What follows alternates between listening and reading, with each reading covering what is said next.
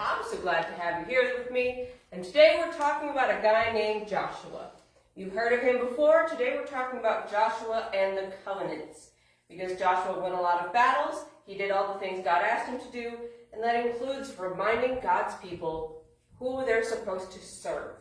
Serve means to follow, to obey, to choose to be a part of. So, the famous scripture verse from the book of Joshua is, "Choose you this day whom you will serve. As for me and my house, we will serve the Lord." Now, this is the last chapter of the book of Joshua, so all the battles are won, all the land is divided up, everyone's inherited things, there's chapters and chapters of that. We're going to skim through the last chapter, which is where Joshua renews the covenant between God and the Israelite people. Covenant or promise. But promise is kind of a one-way thing. Covenant is a two-way thing. It's two people making promises to one another. Are we good? All right. Joshua assembled all the tribes of Israel and summoned Israel's elders, leaders, judges, and officers, and they presented themselves before God. Joshua said to all the people, "This is what the Lord, the God of Israel, says. Long ago, your ancestors, including Terah, the father of Abraham and Nahor, lived beyond the Euphrates River and worshipped other gods.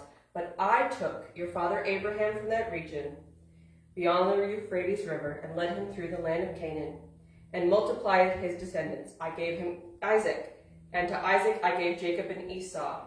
I gave the hill country of Seir to Esau as a possession, but Jacob and his sons went down to Egypt.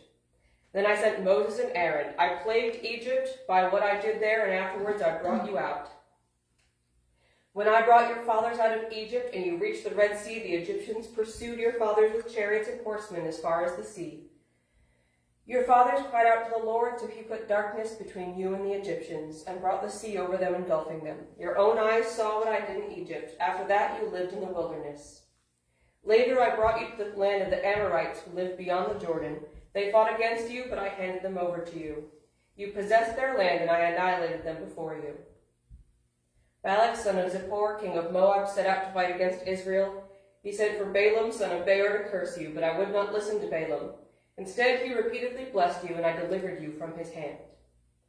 You then crossed the Jordan and came to Jericho. The people of Jericho, as well as the Amorites, Perizzites, Canaanites, Hittites, Gashites, Hivites, Jebusites, fought against you, but I handed them over to you. I sent the hornet ahead of you, and it drove out the two Amorite kings before you. It was not your sword or your bow. I gave you this land, and that you did not labor for, and cities you did not build, though you live in them and are eating from the vineyards and olive groves you did not plant."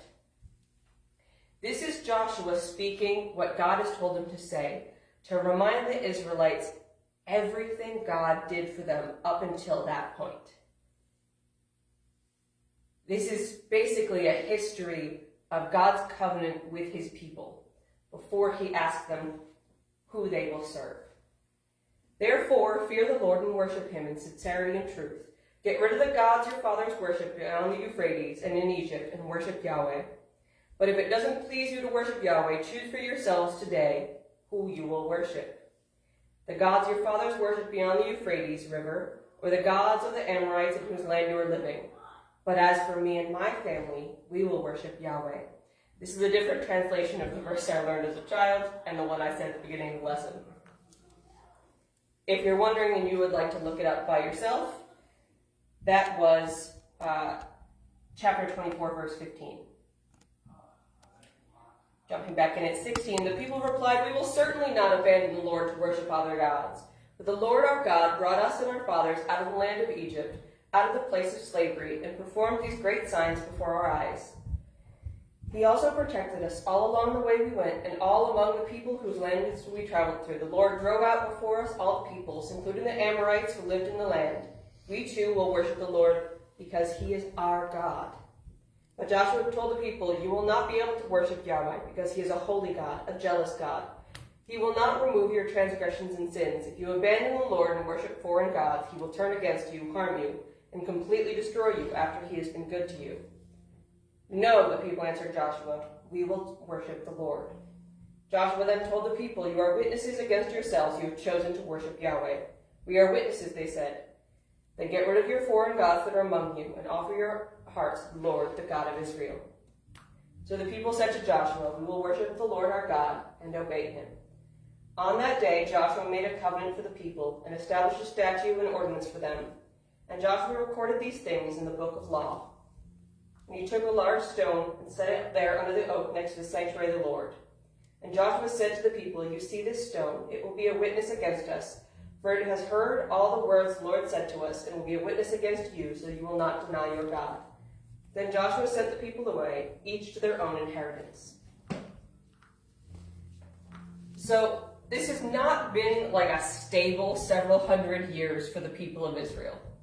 They were beyond the Euphrates, then they came into the land of Canaan, then they went into Egypt, there was a famine, then they were enslaved, then there were plagues, they escaped Egypt, they were pursued, the chariots had a lovely burial at sea, and then they spent 40 years in the desert. After 40 years in the desert, they came into the land God promised them, and you heard that whole list of kings who fell before them. God took them all out. It was not by bow, not by sword. I went before thee and drove out your enemies.